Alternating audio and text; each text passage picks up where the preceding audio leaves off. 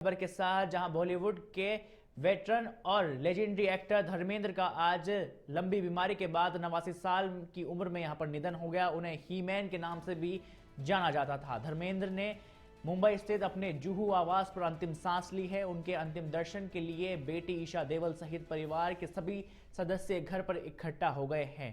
यहां पर विलेपार्ले शमशान घाट में उनका अंतिम संस्कार कर दिया गया है। आपको बता दें कि उनके परिवार समेत एक्टर अमिताभ बच्चन, सलमान खान, आमिर खान और अक्षय कपूर सहित कई तमाम बड़ी हस्तियां यहां पर मौजूद रही है। आपको बता दें कि धर्मेंद्र कुछ समय से ही लगातार लंबी यहां पर उम्र संबंधित बीमारियों से जूझ रहे थे और वहीं 10 नवंबर को उन्हें सांस लेने में काफ़ी दिक्कत आई, जिसके बाद उन्हें मुंबई के ब्रिच कैंडी अस्पताल में यहां पर भर्ती करवाया गया था। 12 नवंबर को धर्मेंद्र को हॉस्पिटल से यहां पर डिस्चार्ज कर दिया और डॉक्टरों ने घर पर ही उनके आगे के इलाज की यहां पर बात कही।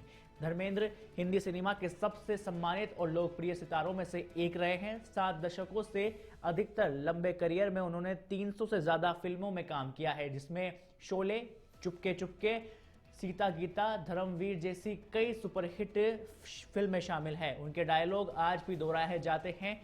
फिल्म अभिनेता धर्मेंद्र अपने पीछे भरा पूरा परिवार यहां पर छोड़ के गए हैं और उन्होंने आपको बता दें कि धर्मेंद्र ने 2 शादियां की थी और उनकी पहली पत्नी प्रकाश कौर है, जिनसे उनके 4 बच्चे हैं, जिसमें बेटे सनी देओल, बॉबी देओल और बेटी विजेता के साथ अजेता है। और वहीं हेमा मालिनी की बात की जाए तो हेमा मालिनी के साथ उन्होंने दूसरी शादी की और उनकी बेटी ईशा देओल और अहाना देओल है। बॉलीवुड के सबसे आइकॉनिक फिल्मी घरानों में से एक देओल परिवार इस समय दिग्गज अभिनेता के निधन से यहां पर शोक में डूबा हुआ है। तो वहीं उनके फैंस और पूरा बॉलीवुड भी सदमे में है। तो वहीं देश के प्रधानमंत्री नरेंद्र मोदी ने भी इस पूरे घटना का यहां पर शोक जताया है। उन्होंने एक्स अकाउंट पर पोस्ट कर दिवंगत अभिनेता धर्मेंद्र को श्रद्धांजलि दी है।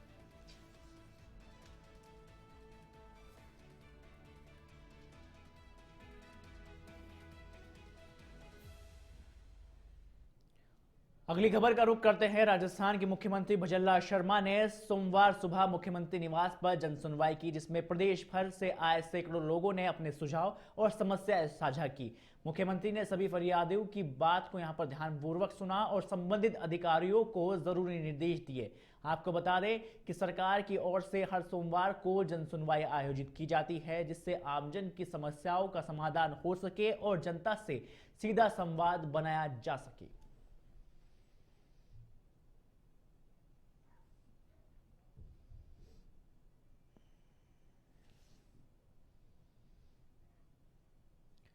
राजस्थान की पूर्व मुख्यमंत्री वसुंधरा राजे राजसमंद के रेल मगरा यहां पर पहुंची, जहां वसुंधरा राजे सड़क मार्ग से राजसमंद, कुंवरिया और कुरज होते हुए रेल मगरा पहुंची, जहां गिलकुंड चौराहा स्थित गोविंद कॉम्प्लेक्स पर बीजेपी कार्यकर्ताओं ने माला पहनाकर जोरदार स्वागत किया। इस दौरान पूर्व सीएम ने वरिष्ठ कार्यकर्ताओं की कुशलक्षेम भी जानी और विभिन्न क्षेत्रों के मुद्दों पर यहां पर चर्चा की। आपको बता दें कि बीजेपी कार्यकर्ता ने पूर्व मुख्यमंत्री को पिछले 1.5 महीने में मातरकुंडिया बांध पर चल रहे किसानों के अनिश्चितकालीन समय के धरने के बारे में भी यहां पर अवगत कराया और उन्होंने डूब क्षेत्र, बांध भराव और सीपेज की समस्या से यहां पर समाधान की मांग की है। और कुछ देर के बाद रेल मगरा रुकने के बाद वसुंधरा राजे यहां पर पशामता पहुंची, जहां उन्होंने पूर्व उच्च शिक्षा मंत्री डॉक्टर रतनलाल जाट के निधन पर और उनके परिजनों से मुलाकात कर संवेदना यहां पर व्यक्त की।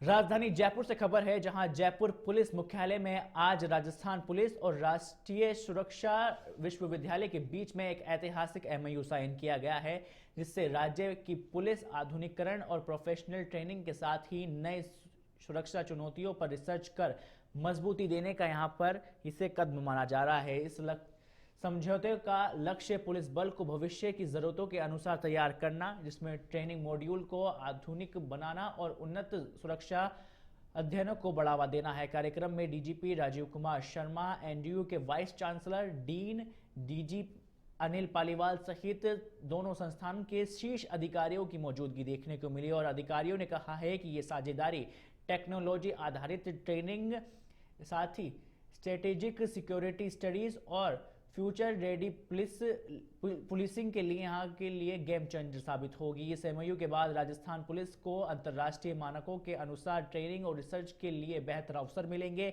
जिससे कानून व्यवस्था और सुरक्षा व्यवस्था को और भी मजबूती मिलेगी।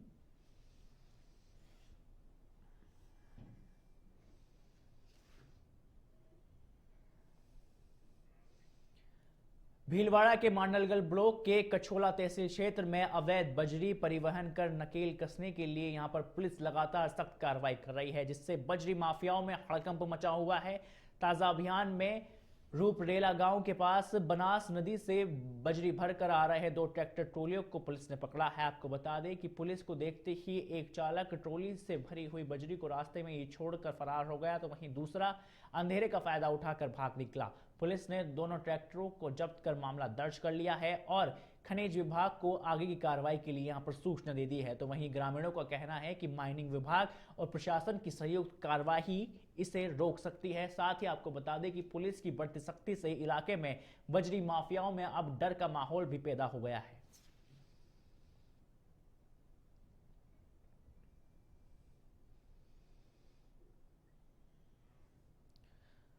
खबर डूंगरपुर जिला मुख्यालय से है, जहां सागवाड़ा मुख्य मार्ग पर बीजेपी पार्षद हुजैफा हुसैन अली और यहां पर लोखंडवाला की दबंगाई सामने आई है, जहां उन्होंने नगर परिषद से बिना मंजूरी के लिए कृषि भूमि पर व्यवसायिक दुकानों का यहां पर निर्माण शुरू कर दिया है और ना ही आपको बता दें कि ना ही सड़क से 75 फीट की दूरी छोड़ी है। और पड़ोसी कृति दोषी ने यहां पर बताया कि इसको लेकर जिला कलेक्टर से यहां पर शिकायत भी की गई है, लेकिन इसको लेकर कार्रवाई नहीं की गई।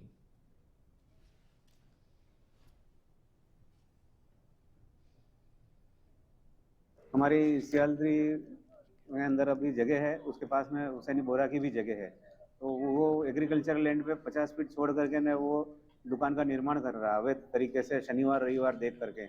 और हमारे को 75 फीट पे परमिशन मिली है, इसके बाद 40 फीट का भी रोड छोड़ करके हमारे को अंदर जगह मिली। उसके बाद में हुसैनी बोरा की जगह है और उसके पास में एक और जने की जगह है, उनको भी 75 फीट छोड़ करके परमिशन मिली है।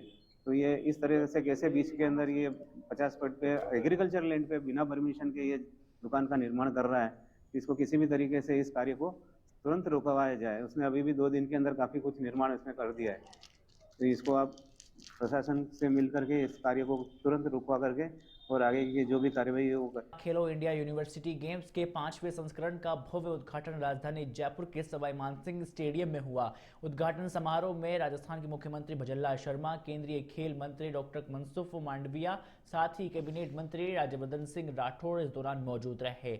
24 नवंबर से 5 दिसंबर तक चलने वाले इस खेल समारोह में 7000 से ज्यादा प्रतिभागी शामिल होंगे।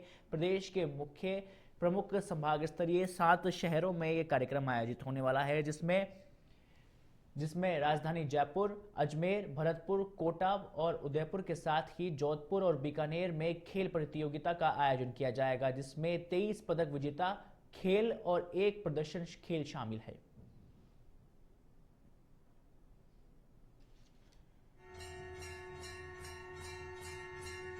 और अब जब मंच पर यह पवित्र रोशनी चमक रही है तो लगता है जैसे शाम में। अगली खबर का रुख करते हैं। अंतर्राष्ट्रीय गीता महोत्सव के पावन अवसर पर रक्षा मंत्री राजनाथ सिंह सोमवार को कुरुक्षेत्र पहुंचे, जहां उन्होंने पवित्र ब्रह्मा सरोवर पर तीर्थ पूजन किया। इसके बाद उन्होंने हरियाणा पवेलियन अवलोकन किया। इसके तुरंत के बाद कुरुक्षेत्र विश्वविद्यालय के लिए वो रवाना हुए, जहां उन्होंने अंतर्राष्ट्रीय गीता सेमिनार का शुभारंभ किया और उसके साथ ही कुरुक्षेत्र के सांसद नवीन जिंदल, कैबिनेट मंत्री कृष्ण बेदी और साथ ही उनके साथ अनिल विज भी मौजूद रहे। वहीं कार्यक्रम में रक्षा मंत्री ने कहा कि ऑपरेशन सिंदूर के दौरान हमने भगवान श्री कृष्ण के संदेश की यहां पर पालना की है, जहां श्री कृष्ण ने अर्जुन को कुरुक्षेत्र में समझाया था कि धर्म की रक्षा केवल प्रवचन से नहीं होती, उसकी रक्षा कर्म से होती है और ऑपरेशन सिंदूर वही धर्मयुक्त कर्म था। विश्व का शायद ही कोई ऐसा देश होगा जहां कुछ न कुछ लोग, बहुत ही छोटा देश होगा तो 2-4 लोग ही ऐसे होंगे कि गीता ने उनके जीवन को प्रभावित किया है। और मैं यहां हरियाणा सरकार के प्रति भी आभार व्यक्त करना चाहता हूं कि हरियाणा सरकार इसमें पूरी तरह से सहयोग कर रही है। और मैं यह भी मानता हूं कि सरकार का काम आर्थिक, सामाजिक और तकनीकी विकास करना तो है ही, लेकिन साथ ही साथ सांस्कृतिक विकास भी सरकार की एक महत्वपूर्ण जिम्मेदारी बनती है और सरकार उस दायित्व को बखूबी निभा रही है। इसलिए मैं इस सरकार के प्रति भी, यहां के मुख्यमंत्री के प्रति भी आभार व्यक्त करता हूं।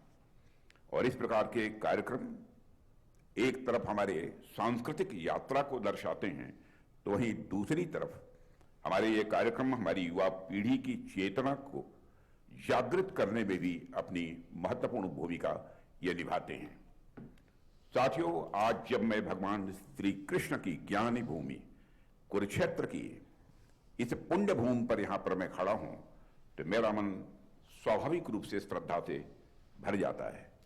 ये हमारा सौभाग्य है आज हमारे देश के रक्षा मंत्री माननीय राजनाथ सिंह जी आज यहाँ पर गीता जयंती, अंतर्राष्ट्रीय गीता जयंती महोत्सव के अवसर पर आज यहाँ पर कुरुक्षेत्र पधारे हैं और अभी आकर के ब्रह्म सरोवर के दर्शन करके और हरियाणा के पवेलियन को उन्होंने देखा और देख करके वहाँ पर उनको हरियाणवी स्टाइल में उनको पगड़ी उनको बांधी गई है और अब यहाँ से जाकर के जो गीता के ऊपर 3 दिन का जो सम्मेलन है उसके अंदर वो हिस्सा लेंगे। तो हमारे लिए बहुत ही हर्ष का विषय है कि हमारे माननीय रक्षा मंत्री राजनाथ सिंह जी आज हमारे बीच हैं। राजस्थान के मुख्य सचिव वी श्रीनिवास ने सोमवार को शासन सचिवालय में पंच गौरव योजना को लेकर समीक्षा बैठक की। इस दौरान उन्होंने निर्देश दिए हैं कि सभी संभावित विभाग अपने कार्यों की यहां पर प्रगति और बजट व्यय के साथ ही तकनीकी स्वीकृतियों और अपने फील्ड स्तर की स्थिति की नियमित समीक्षा कर नोडल विभाग को यहां पर उसकी विस्तृत रिपोर्ट पेश करें। और उन्होंने कहा है कि आधिकारिक जनसहभागिता और जागरूकता के लिए यहां पर व्यापक प्रचार प्रसार किया जाए ताकि ग्रामीण स्तर पर योजना में सक्रिय भागीदारी बढ़े। और उन्होंने कहा है कि पंच गौरव प्रदेश के हर जिले के लिए आधारभूत सुविधा को मजबूत करने के साथ ही ग्रामीण पर्यटन, संस्कृति, खेल और सामुदायिक जीवन को भी नया दिशा यहाँ पर प्रदान करेगी। गौरतलब है कि पंच गौरव योजना में प्रत्येक जिले के लिए एक उत्पाद, जिसमें बात की जाए एक उपज और एक खेल के साथ ही एक वनस्पति और एक पर्यटन स्थल को प्रोत्साहित यहाँ पर किया जाएगा।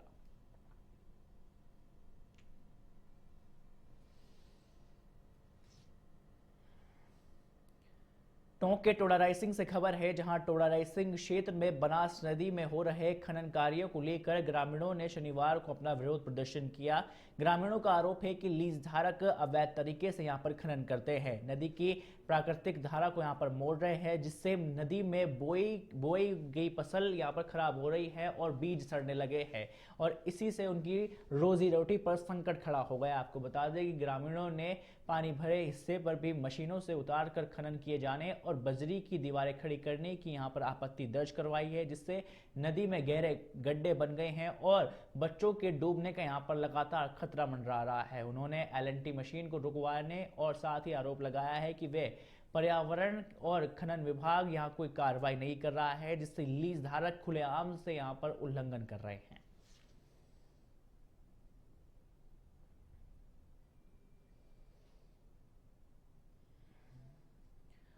अगली खबर का रुख करते हैं झुंझुनू के मंडावा से। खबर है जहां डीआरडी राजकीय माध्यमिक विद्यालय के छात्रों और वाहिदापुरा के स्काउट्स ने यहां पर मंडावा पुलिस के साथ मिलकर तेतरा पुलिया पर वाहन चालकों को यातायात नियमों के प्रति जागरूक किया। छात्र और स्काउट्स ने यहां पर गलत दिशा में जा रहे वाहन चालकों को पुलिया के नीचे से सही दिशा में जाने के नियम यहां पर समझाए हैं। मौके पर मंडावा थाने के एएसआई मुलायम सिंह ने दुर्घटनाओं से बचाव, जिसमें हेलमेट, सीट बेल्ट जैसे सुरक्षा नियमों का पालन करने की अपील की है। साथ ही प्रिंसिपल पवन कुमार के नेतृत्व में यहां पर छात्र स्लोगन और तख्तियों के माध्यम से जागरूकता अभियान में यहां पर शामिल हुए। स्काउट सचिव जयचंद्र ने यहां पर स्कूल के संजय कुमार महला और हरलाल मोगा और साथ ही बाल संसद के प्रधानमंत्री यहाँ पर भवानी यादव ने भी इस पूरे कार्यक्रम के अंदर सहयोग प्रदान किया।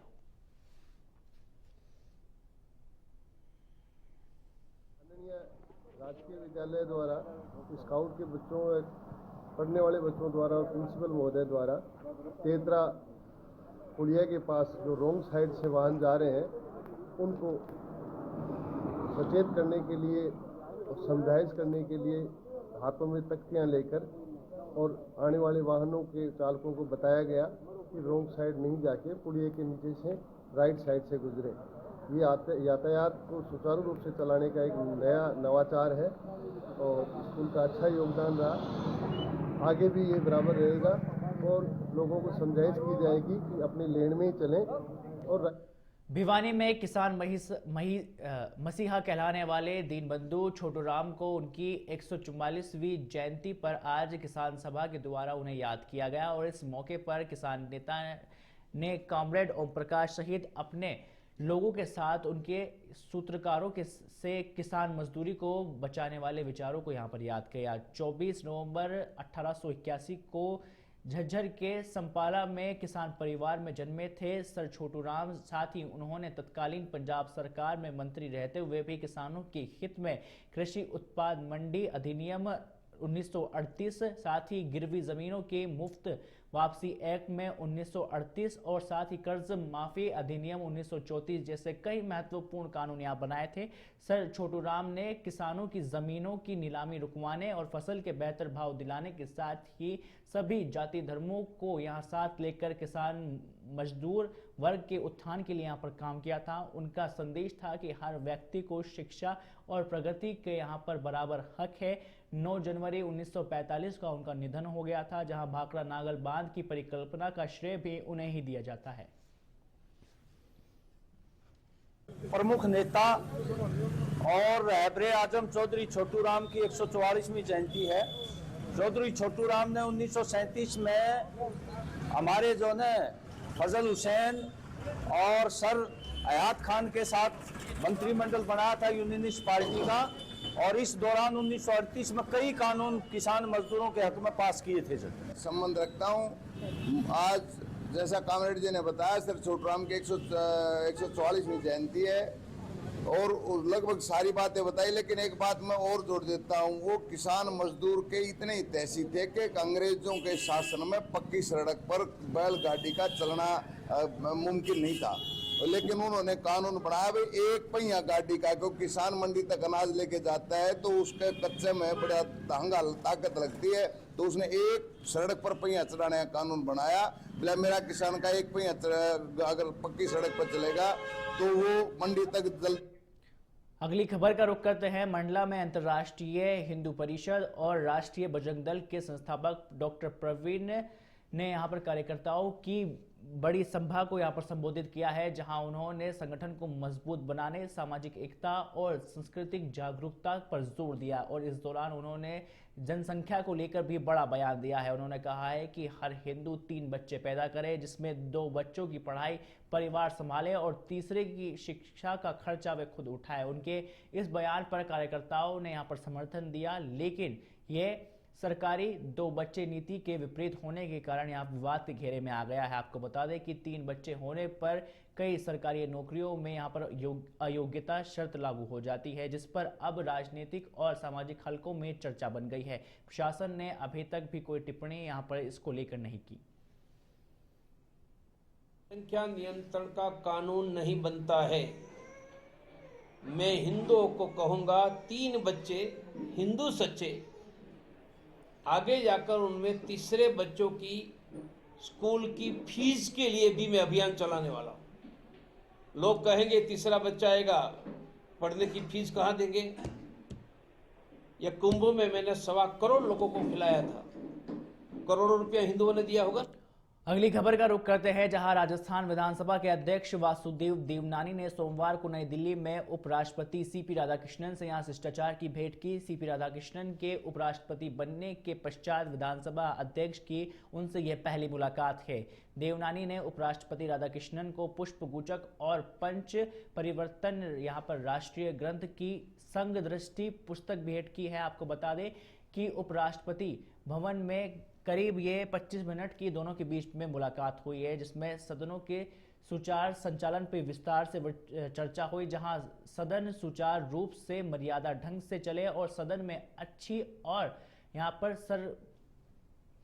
साथ ही सदन में अच्छे तरीके से यहाँ पर तमाम चीज़ों की लेकर यहाँ पर विषय पर गहनता से यहाँ पर चर्चा हुई है। देवनानी और कृष्णन ने अपने यहाँ पर अनुभव भी साझा किए हैं। आपको बता दें कि विधानसभा अध्यक्ष वासुदेव देवनानी ने उपराष्ट्रपति को यहाँ पर राजस्थान की यात्रा आने के लिए आमंत्रित भी किया है।